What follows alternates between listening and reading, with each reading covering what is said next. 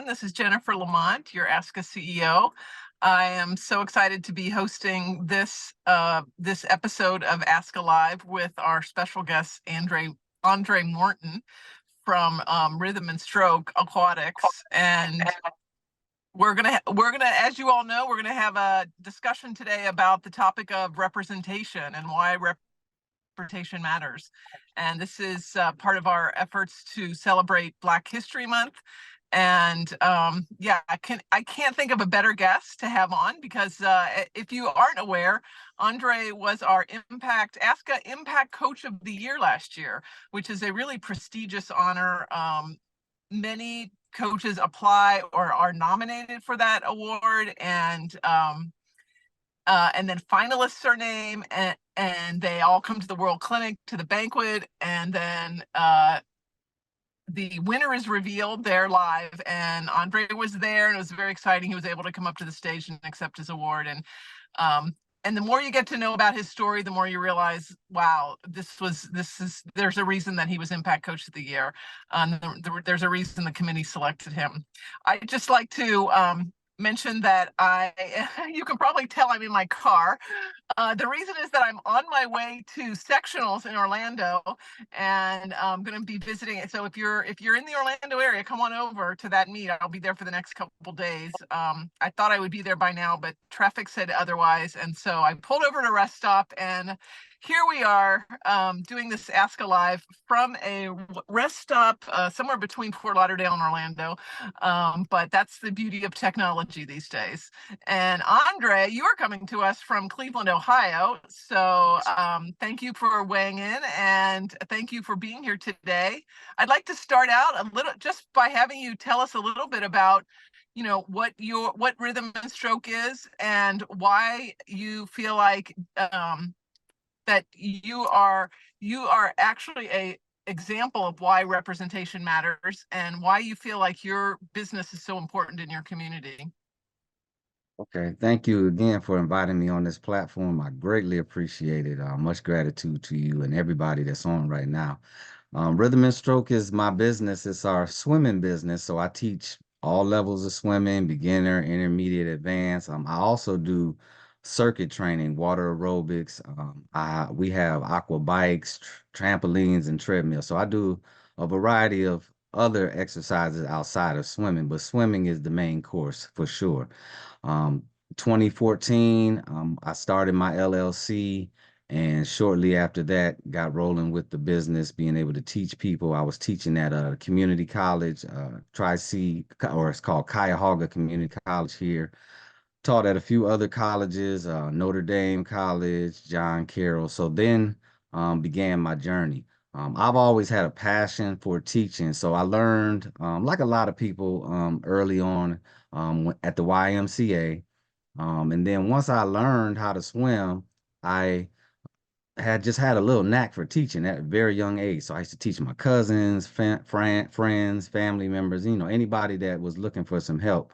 But that was when I was very young. But then again, so fast forward, I've always done things in aquatics like lifeguarding. I've had my WSI certification multiple times.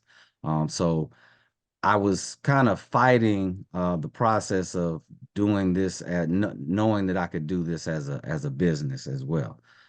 So before I tell you about more about the business itself, what sparked me to really want to teach on a more serious level was in 2010 in Louisiana on the Red River. There was an area designated, it's non-designated for swimming. You can't swim there, but you know how people do. They went to the river anyway. People would barbecue and all of that.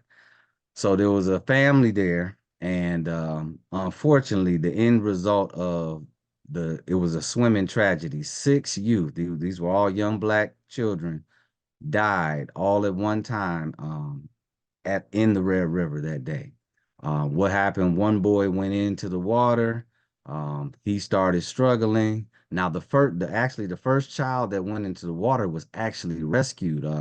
There was a young guy, a young Caucasian male that was somewhere in the vicinity. As all of this was going down, he was actually able to rescue that young man. But the other family members, when they initially saw the boy in the water, one went in to try to help.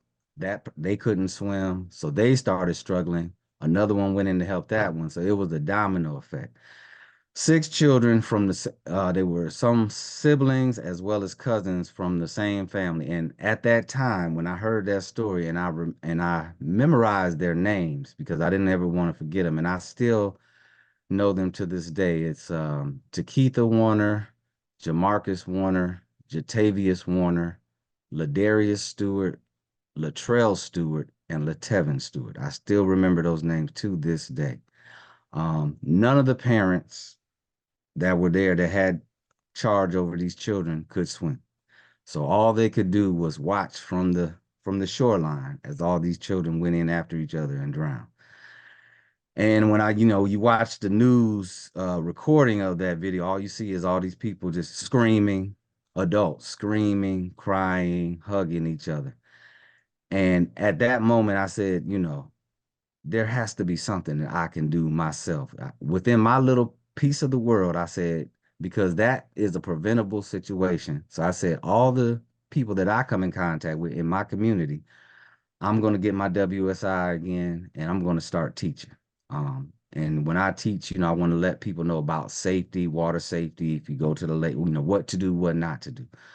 So that moment in 2010, when those six Black youth drowned, really sparked me to get my motor going with teaching more so. Now it took from 2010 till 2014 for me to actually really get serious and started as a business, but that's what led me to that. So rhythm and stroke is the culmination of really me witnessing, not physically, but a tragedy, and knowing that many of these people that are in my community, these type of things happen all too often. And so it sparked me to do something uh, to help my community with ever the skills that I have. And that's how I would say that's part of what sparked Rhythm and Stroke to be born. My wife actually is the one who prompted me to take my skills to the business level. So she saw something in me that I did not see in myself at the time. And so I give her all praises and kudos and props.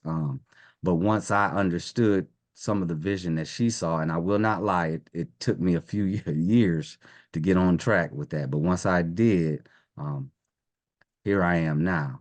And so I'm very thankful to her. I'm thankful to God for sending her to me so that I can continue to be a blessing. And now I get to be on platforms like this with, people that are, at the same and above the level that I'm at, as far as coaching. So that's part of how Rhythm and Stroke was born. Yeah, and we all need those people in our lives, don't we? That see things that we don't see, that make us take that extra leap of faith and try something that we didn't know we could do. And that was your wife for you.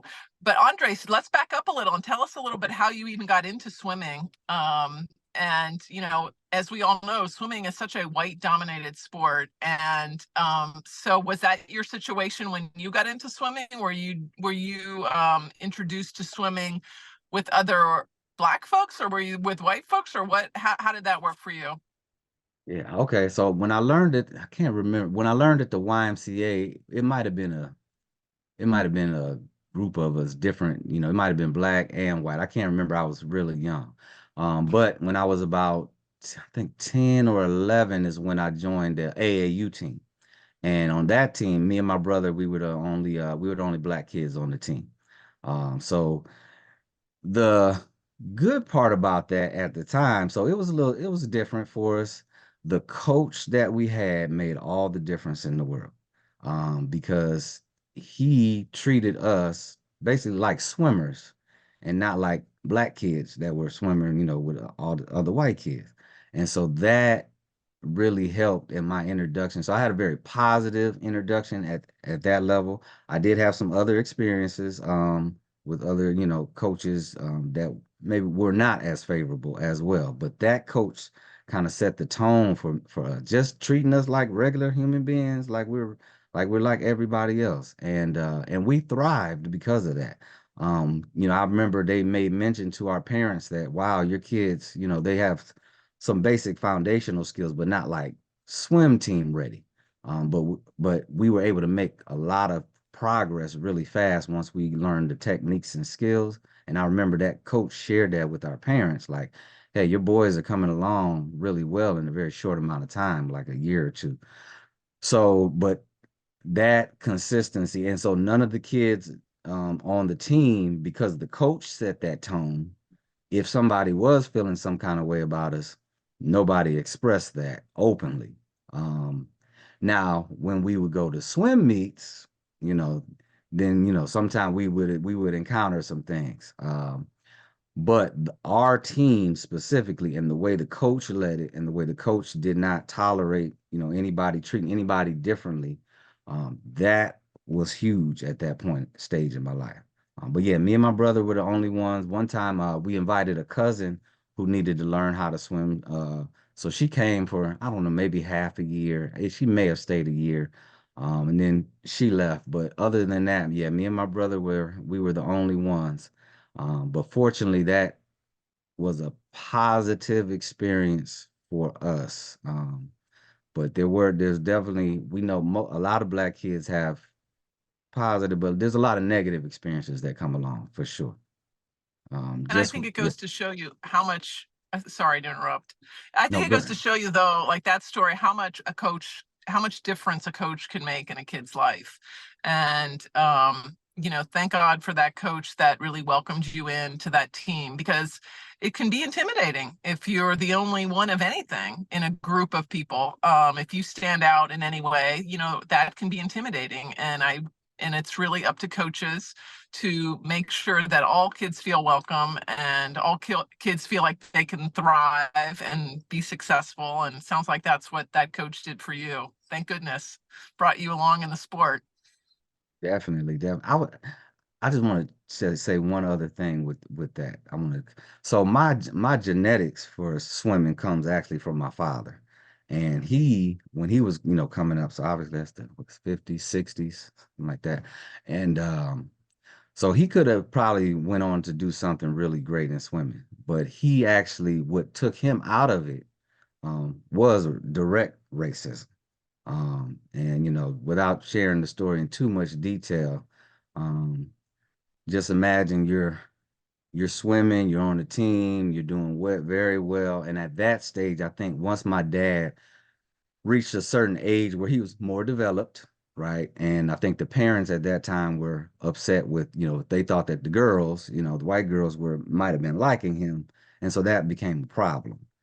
He wasn't, he was just interested in swimming. So when as he was little, it was okay. But as he developed, things happened. So where he was being coming to swim, and they were very welcoming, and then all of a sudden one day they put you out in the street in Cleveland, Ohio in the middle of winter. They wet your clothes before you go outside, and Mm, I forget how old he was. You're 10, maybe 10 or 11 years old, and you got to find your way home, and you live in the inner city. So never, my mother was the one who, when we were little, started the process of us learning to swim, going to the Y. My dad never taught us anything about swimming as I got old, because he, even as an adult, still had that trauma from when he was a mm, youth. So he never encouraged it with us. Now my dad is on board, with what I do as a coach. But when we were children, he wouldn't, he never would encourage that with us, because as I got older, he was still, that trauma was so bad for him. He didn't really want to have anything to do with it. So thank God my mother, well, it was intuitive enough, and she knew that we needed that skill early on. But my father's story is in many Black children's story, especially at that time, yeah. moving. Hmm. And, and so this is why, he always talked about the coach that he had at that time. He was the white coach, but he was very good. He said he taught them, treated them fair. But the other experiences with the parents, right, that came into play, is what took him out of the game. And so, and I shared with you on the live, when we were talking before that, I never had a coach that looked like me when I was coming up. That didn't stop me from learning. Of course, you can learn from anybody, so, I still learned. Um, but, you know, there probably would have been more like my cousins and all of those other people. There probably would have been more people that would took formal training if there was somebody that looked like them, teaching as well. So it's very, very important. But these experiences, and even I would just encourage, sometimes, coaches, like if you have Black or Hispanic kids, or, even girls, just on your team, like they may be going through things and experiencing things and just kind of hold it, right? And so I always say, it's you as the coach to, not that you have to pry, but just be a little open, because you never know what situations are going on that you just don't know about, and they may not feel comfortable coming to you with it. But if you are, like I said, the coach that I had, like if something was happening, I felt at that time I could have went to him and said, "Hey, this is the issue that's going on," and he would have took care of it. But a lot of kids may not feel open, so it's just having that openness as a coach to be able to troubleshoot, what's going on with your students, swimmers. Yeah, and I would say even look out for those that are different in any way, because they are probably the ones more likely to be going through something, and maybe not willing to share it. And so, yeah, I think it's really important that we all be intentional about including everyone in the group and making sure no one feels left out or awkward or anything.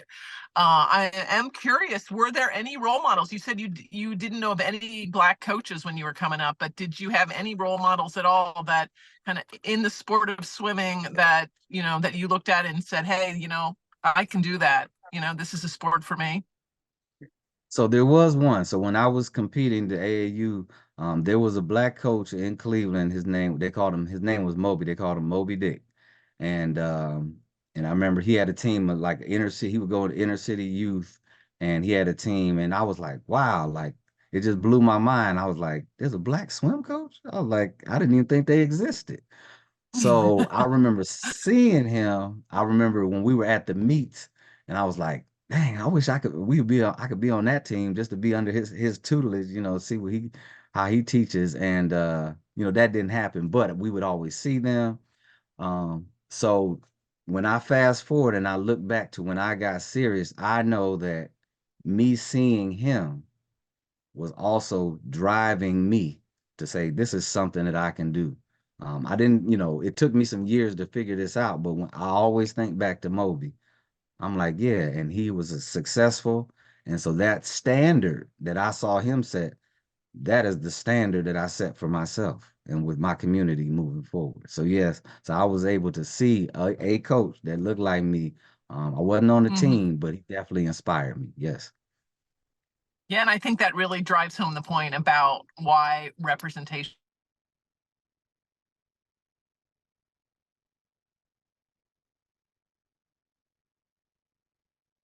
Uh-oh. I think. Uh-oh, seems like we might have lost her there for a second. Let me see if I can get her back Yeah. on here. Sorry about that, Oh, Andre. oh, that's okay. Perks of doing this from a random location. Right. We'll give her a second here to get on, and then if not, then she might just text me the question and I'll ask you, and we'll keep going from there. Okay. No worries.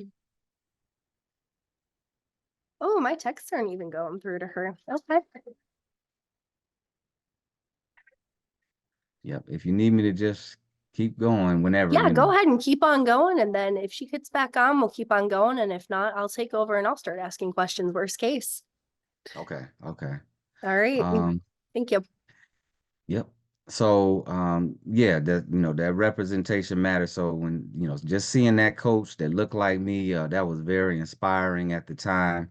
And like I said, once I got myself to a point where I was like, hey, I want to coach, I want to help out my community and teach people the water safety, learning to swim. That definitely inspired me. And I know that, there's so many ways. Ah, there she is. I see you. I can't hear you, but I can see you. There we go. Okay. Believe it or not, my phone overheated. Mm, That's the problem of being in Florida. So I'm going to try to get my phone out of the sun here. Go okay. ahead. Sorry. Go ahead. Whatever you were talking about. Yeah. No, I was just following up, just saying why, the representation is important, but seeing that coach, that inspiration was huge for, what I'm doing now, for sure.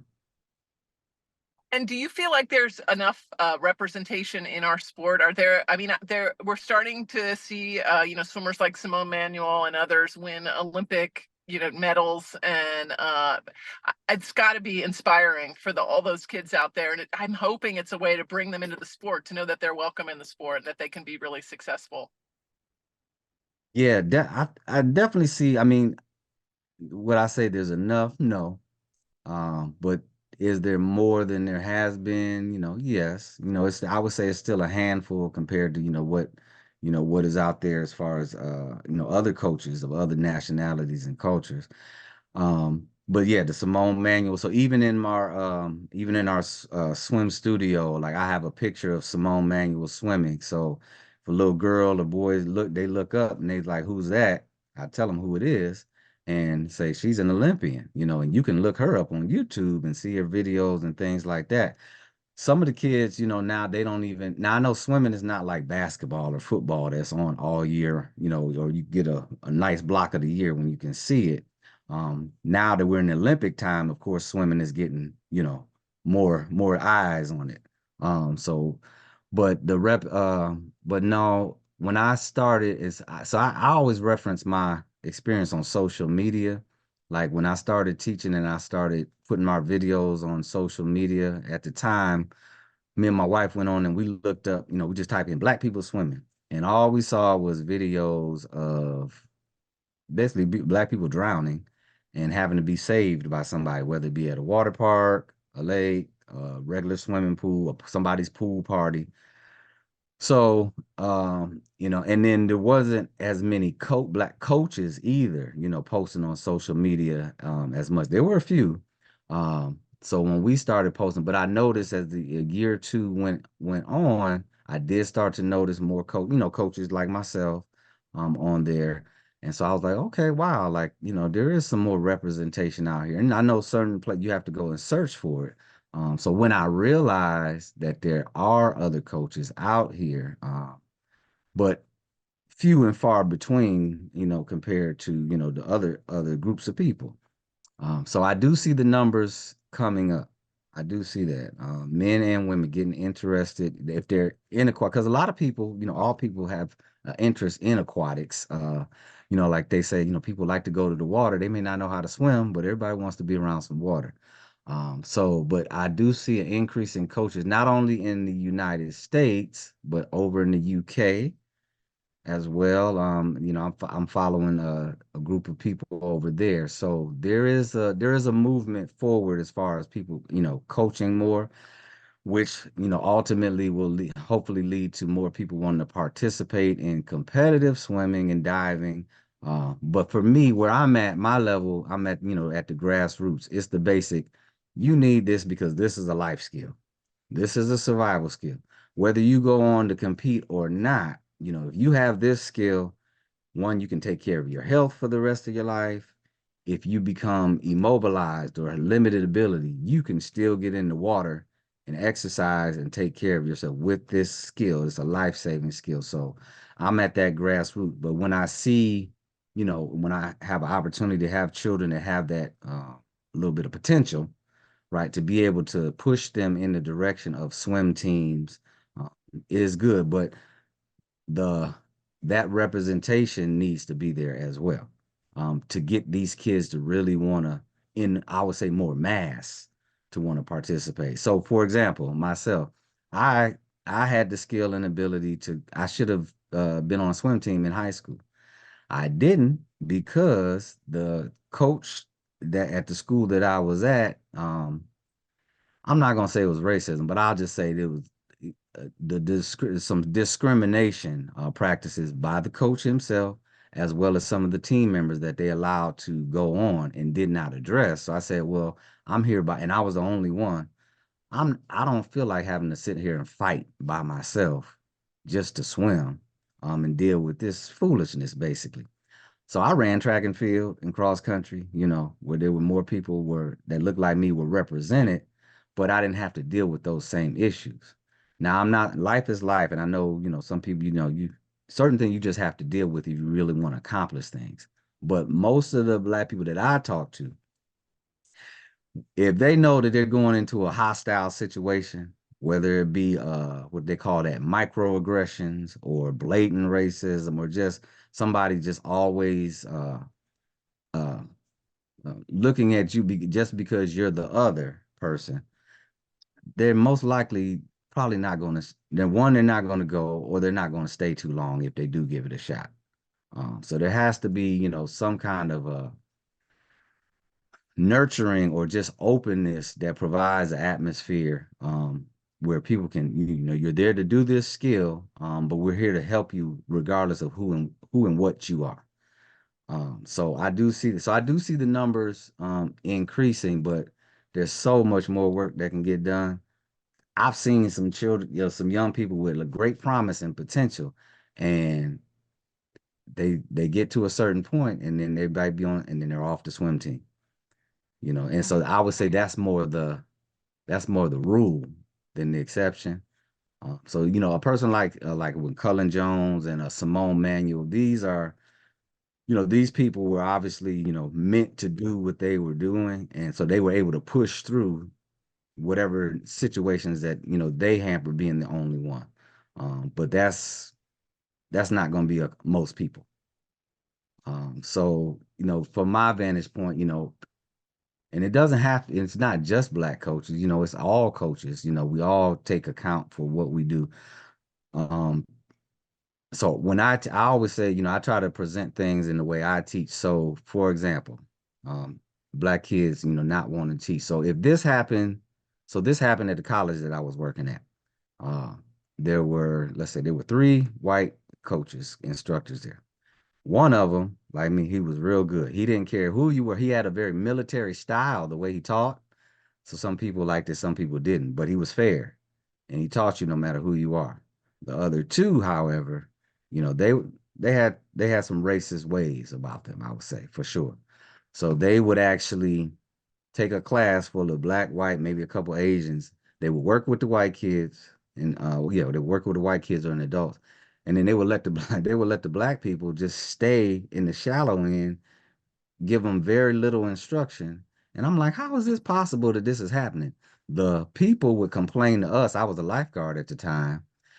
We couldn't do anything. We went to our direct manager. The direct manager said, "Oh, they'll do something about it." Of course, nothing ever happened.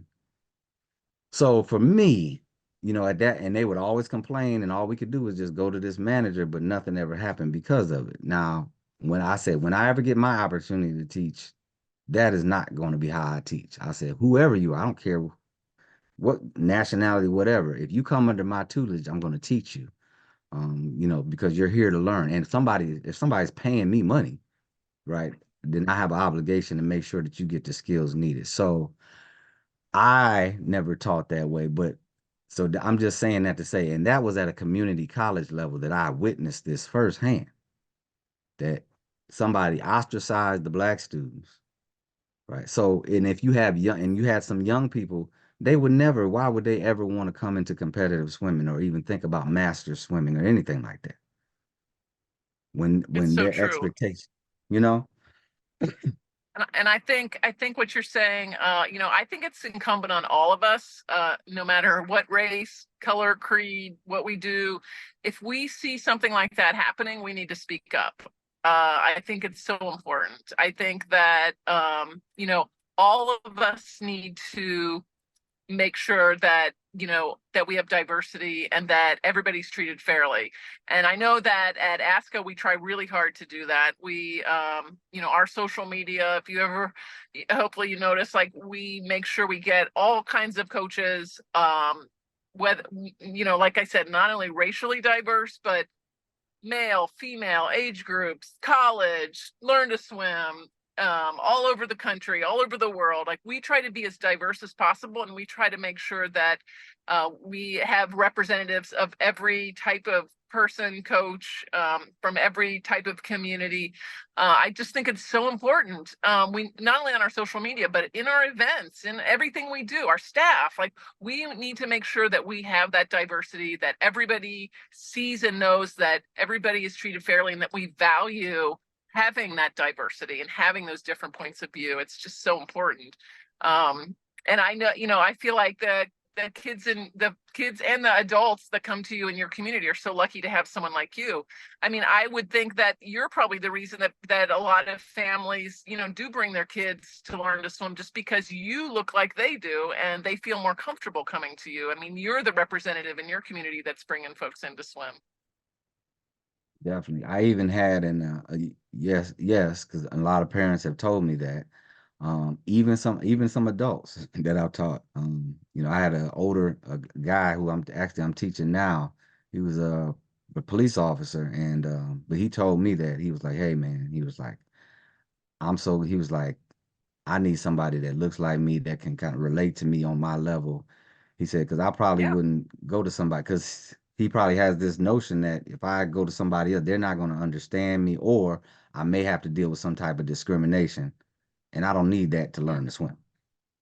Mm-hmm. He told me And that directly. there's so much fear, especially with adults, as you know, when an adult is making that leap to try to learn to swim, it's usually, it's taken them that long because they have some sort of trauma, or they have some sort of bad experience growing up that caused them not to learn to swim. And you just have to, as a teacher, that you just have to be so sensitive to that and get them past that fear in order to be able to learn. That's right. That's right. Very, yes, for sure. So, Andre, I have so much I want to cover with you. So let's talk about your book. So you wrote a book, a children's book, that is just amazing in the sense that it does exactly what we're talking about. It shows young Black kids that they should love the water, and that there's a reason to love the water. And so tell us about your book. Yeah, thank you. The book is actually based on our 3D animation that we created. It's free. It's on YouTube. If you type in Splash and Friends animation, it'll come up. It's like 17 minutes long. So we wanted to, other than teaching, we wanted to address our community in a way to give them something hands-on, something tangible. It's a book, so it's also about literacy. We want to, also promote literacy in our community. But not many in our community are talking about water safety that look like me, and learning to swim and why it's important as well. So the animation talks about, has a scenario where, you're at a hotel pool, you got all these parents around, like a lot, what happens, nobody's paying attention, the kids are doing things that are unsafe. And then there's a drowning situation. But the characters are based on me. And so Splash is my alter ego. The other character is Supernatural. That's my wife's alter ego. Then we have Typhoon. Typhoon is an elemental. So he lives in the water. So when there's trouble, a child is drowning, Typhoon will send a signal to Splash wherever he is in his office on land. He'll pick it up, and then he'll swim through this supernatural portal to the area where the child is drowning and help out. And then Antagony is the bad guy. So Antagony, when sees anything about water safety, tries to stamp it out. Doesn't want to see children survive and wants them to drown. So Antagony is even trying to drown children. So there's always this fight. So we have the superhero, we have the antagonist figure, and they do battle, but Splash is the victor. So many times, like I said, when I went on the computer years ago, you always would see Black people in a victim situation. But Splash, which in changing that narrative, people need to see somebody that looks like them, that's victorious. Splash is my alter ego because as a lifeguard, I saved many children from drowning, Black, white, and otherwise. And so that's part of my story. So I wanted other Black kids to know, hey, wait a minute, we're not always the victim. If you learn this skill, swimming, and then, like, if you take it to another level, lifeguarding, you can not only swim well, you can actually help save people, right? You have that ability, you have that skill. So that's what Splash and Friends is about. And so he's saving the children. And then at the end, he always comes with a message about how do you practice safe practices in and around the water. And so he blows his whistle, all the kids are around, and he'll spout off all the different safeties, pool safety rules.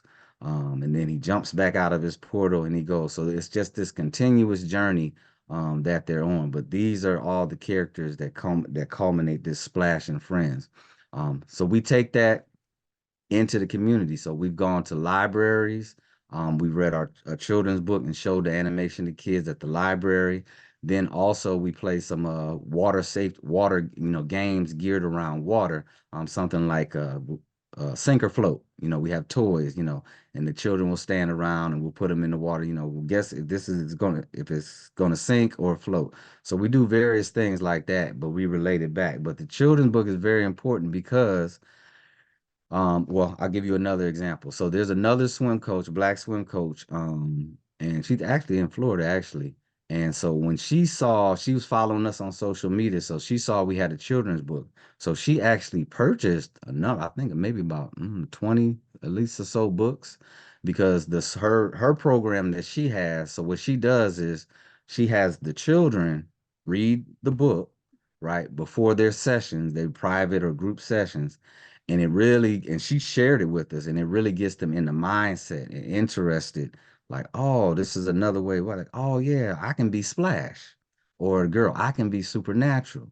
And so they're seeing themselves in this positive light, and this being you can, when you get this skill, you can also save people, and you can be victorious in the water as well. So she uses these books as part of her curriculum, basically, to stimulate the mind before they get in the water. And so, we do this and we want to reach out to as many coaches, organizations, I always say, especially if you know areas in your community or state that have schools, especially whether they be inner city or have, heavily, Black or Latino populations, you could purchase a number of the books and donate them to the schools, right? And we've done that here in the greater Cleveland area. So we actually have taken a number of our books and actually donated some to the school, the principal, however they divvy it up. So children who were achieving at a very high level, when they were able to get the Splash and Friends children's book. Okay, it's geared for like kids kindergarten through about sixth grade. And so, but it's a great way. And a lot of them inner city schools, if they don't have pools around, they're not even thinking about swimming, right? But here's a book that they can see something that looks like them, that sparks their mind. And then the next thing I hear is they went home, Mommy, Daddy, I want to learn how to swim. Okay, now we got to look for There a you go. program somewhere. And that's how it starts. So I have already seen the impact that this book has had, and that's like I'm like, well, yes, many people as we come in contact, we're saying show the kids the animation, that's free. And if you can get some books, and even donate them to other people that that's the way you can get into the psyche of these children, how important it is. And then of course the parents have to back that up. So if anyone listening wants to purchase the book or purchase some books to donate, like you did, how would they do that? Oh, our website is www.rhythmandstroke.com. Well, if you type in rhythmandstroke.com/splash, you'll go to the store. In the store, you can purchase the book there. So we have the animation there, but you want to go to the button that says shop. So when you go into the Splash store, hit the button that says shop, and you'll be able to purchase the book there. And like I said, it's just a great way. I always tell people, if you say in this movement that we're in, they say, well, what can I do? Well, if you can't physically, be in a place where you can touch children and talk to them, send them a book, because I've already bear Yeah. witness to that it works and the impact is there. So much so, when we first released the book, I had so it was a group of parents and I was teaching, and they had a nephew, or no, their son. They didn't force him to swim. which I would have made my daughter or son swim. But so they were giving him the option. So they shared with him one day. This is when I just released the 3D animation, and they had been trying to get him to swim for a couple years. He said, "No, I don't want to swim, Mom." They didn't make him do it. Showed him the animation. They came back to me after he saw it, and he said, "You know what? I think I want to learn how to swim now." I mean, there it is. Love it. Just showing them something visually. There it is. Yeah. There it is. So All right. And I think Ariel put the animation in the chat. The link is there. Information on the book there as well. The website. thank you. Yeah, yeah, sure. While we're talking, I noticed that one of our guests on today is Peggy Ewald. So, and Peggy is very involved in the Paralympic movement. And so like we would be remiss if we didn't talk about the fact that representation of para athletes is just as important as representation of Black or Asian or Hispanic, any other racial, anything that you don't normally see. And in swimming, it's mostly white, able-bodied people that you see. And so that's why representation of the para athletes, of athletes of any kind of color at all, or any difference at all, like that's why representation of those folks, we all have to be intentional about reaching out to those folks and making sure that when we show pictures and when we show representations of any kind, that we're including all those folks that don't normally show up just naturally when we're out in a large meet or in a situation where at clubs where, like I said, you're welcome, Peggy. Where we just see normal, normally we see white able-bodied kids. And swimming, as we all know, is such a great sport. We want to open it up to all the rest of the communities out there that, and the way to do that is to make people feel welcome. Like we've been talking about, they just got to feel like there's a place for them and they feel welcome. And then, so that's really what is, that's what your book does, Andre. That's what you do. So it's so cool. Talk to us a little bit about, I'm sure folks are interested in how you built your own business. You have this thriving business that is, based on aquatics and swimming, and you run it in an endless pool inside your house, which is, a lot. There are more and more people are doing that. And so talk to us a little bit about how you did that, how you got your business up and running. So 2014, we got the LLC. So when I was teaching, I was doing lessons, at the colleges, some places I would rent from. So I was running, I was teaching classes for the colleges, but I was also running my business at the same time at those locations. Then the pandemic hit, and like a lot of places, so basically everywhere I was, I could not go back to it. Either shut down or they weren't letting people back for various reasons because of the pandemic. So, but before that time, like I had always been on, I have been fortunate to be on the news and promoting our business because I'm in the community doing this work. And so I had an opportunity to be on it wasn't a podcast, but it was a radio interview. And so pandemic hit, everything shutting down, but I still went forward with this interview. So there was a young lady on the interview. It was myself. It was geared around water safety and aquatics. So they had a doctor on there, myself as a coach, and then this young lady who owned a swim spa business. So we're all giving from our perspective about why water is important, water safety, and just everything geared around water. So after that, she actually reached out to me because she liked what she heard about how I'm in the community and what I'm doing, and she asked what could she do to help. So I said, hey, everywhere I'm at, I can't go back to right now. So I want to keep going, but I just don't know where to move. So it's called Ohio Pools and Spas. And then there was another pool spa place that we had an affiliation with called The Place. That's out in a place called Mentor in Ohio. And so I sat down with both of the owners and I went to them and I said, hey, because they were both like, hey, what can we do to help you out? So we created together, it's called a swim spa-thon. So we wanted to raise money because I always raise funds to give at least 5 or 10 lessons to children and adults that normally can't afford them. So we've always done that. So this swim spa-thon, we wanted to raise at least about 3,500 so that when I got back on my feet, I could at least start offering lessons at a, subsidized cost, or for some people even free, just to get people going back, off the pandemic. So we were able to do that at the Ohio Pools and Spas and the place. And so we would have people come in. They would get a chance to ride the bike in the swim spa. They had treadmills in there, and so basically get some exercise, but be able to support us. So we had the Cleveland Triathlon team. They came and actually some people came out and supported us, and they would donate. So you would get to get a swim in, ride on the bike, run on the treadmill, and then also your donation would go to us being able to raise these funds for the people that we serve.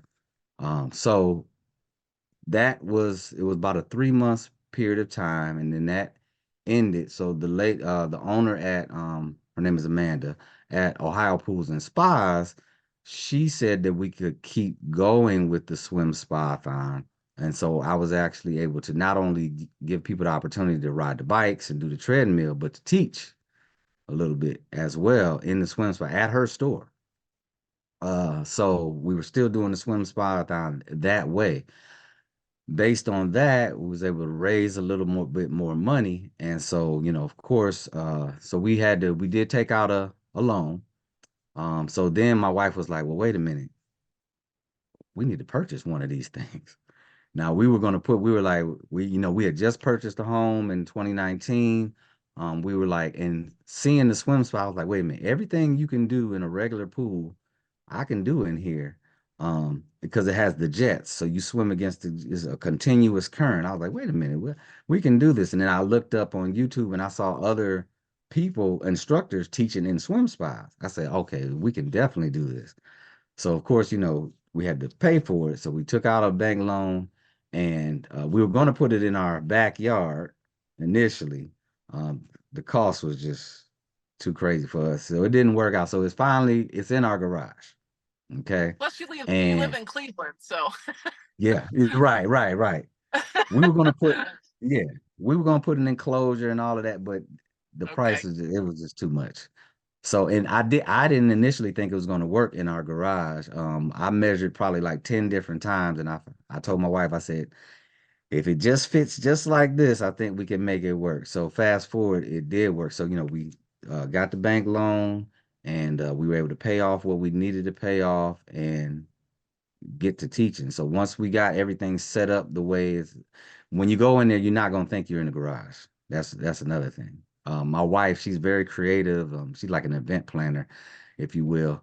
So we made sure that you feel very comfortable and that you wouldn't even think you're in a garage.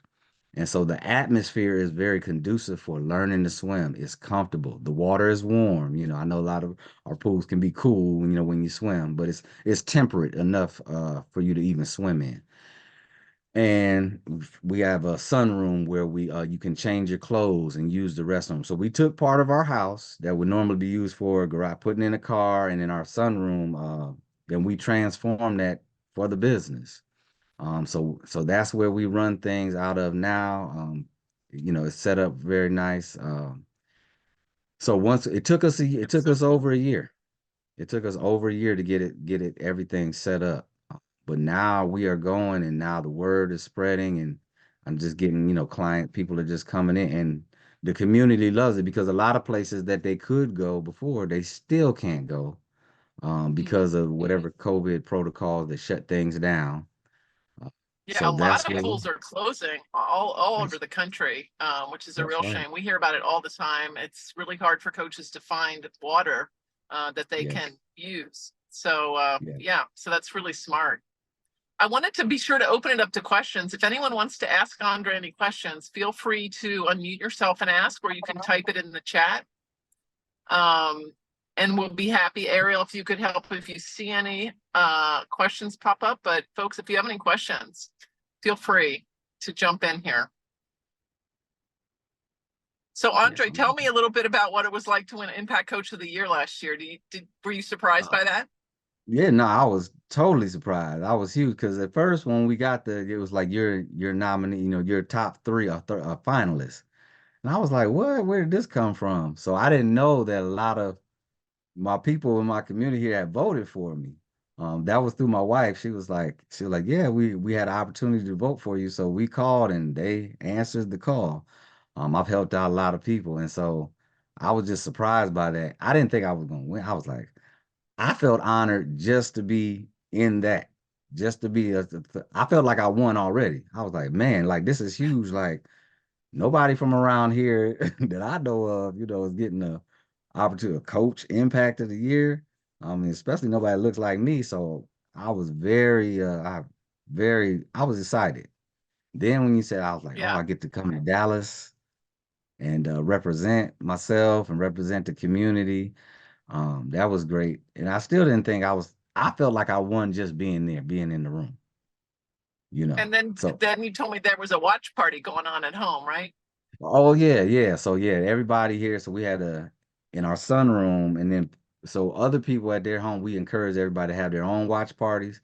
So there was a few watch parties going on, and like so my wife sent me the video. Like when I won the award, they were clapping like it was for me, like the Grammys or something like that. Like oh Yeah. my God, Yeah. like, and it was and like That's awesome. they was cheering and everything. So yeah, it was.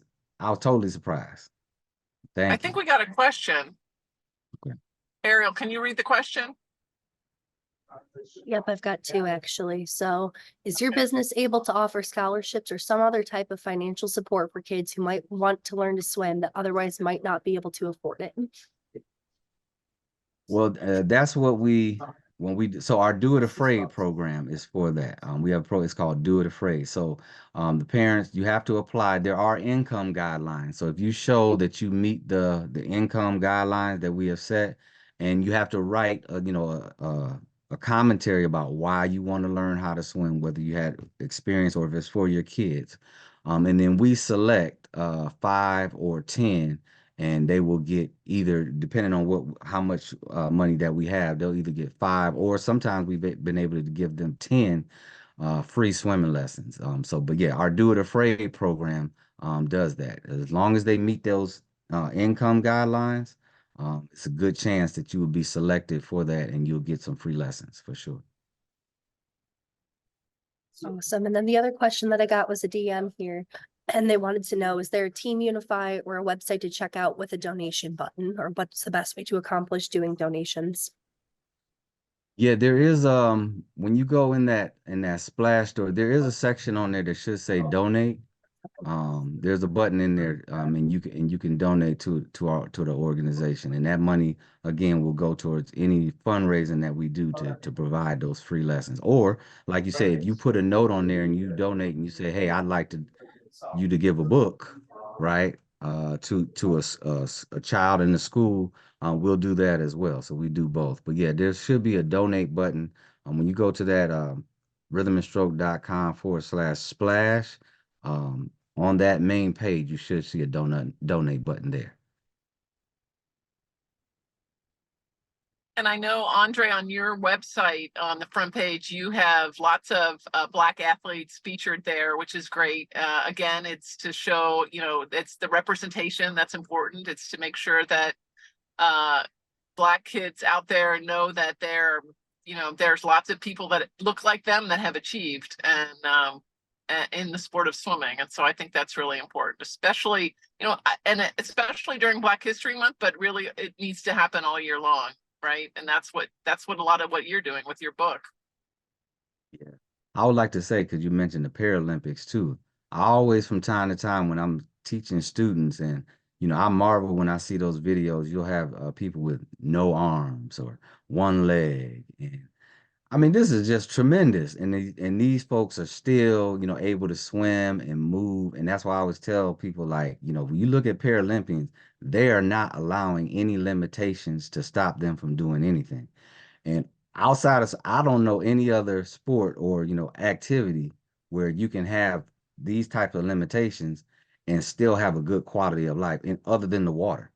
The water is the great neutralizer in that. And so I always mention that. I said, if somebody can get up there and they got one leg and missing an arm and they're swimming, I like, you don't have no excuse as an able-bodied person if you say that you want to learn.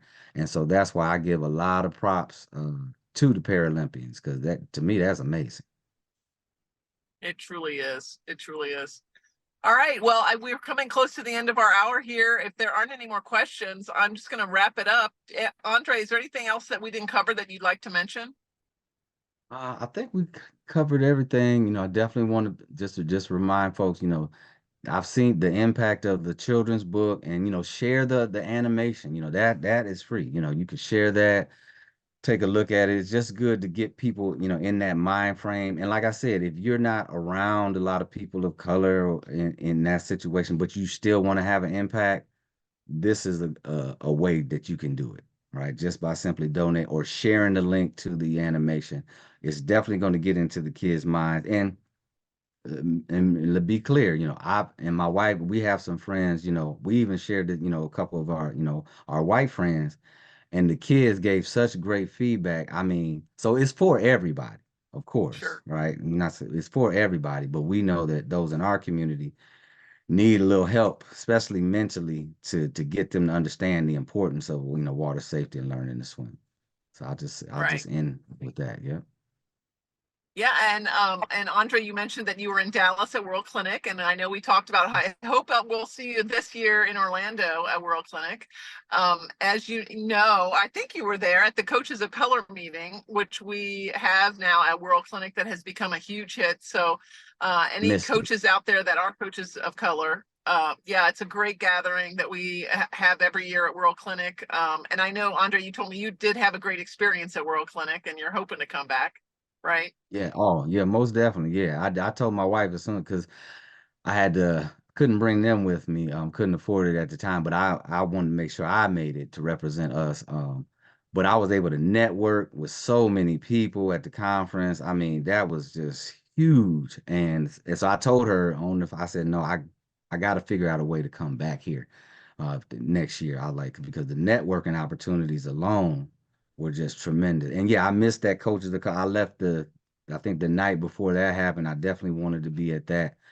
But yeah, I would encourage any other coaches, you know, that I meet that don't know about ASCA, you know, I tell them, hey, you need to be a part of this, because in the convention, like, it's just a wealth of Yeah. information and connections, people doing what you're doing. Exactly. Yeah. So I do hope you make it. So we're going to go ahead and wrap it up. We will have this recording posted in our ASCA Live library on our website, which you can get to through our store. It's once you log in as a member, it's free to everybody who's a member, and you can get it that way. All of our ASCA Lives are there. So thanks everyone for joining us, and we'll look forward to seeing you on the next one. And thank you so much, Andre, for joining us. We'll see you Yeah. soon. Thank you for having me. Okay. All right. Take care. All right. Take care.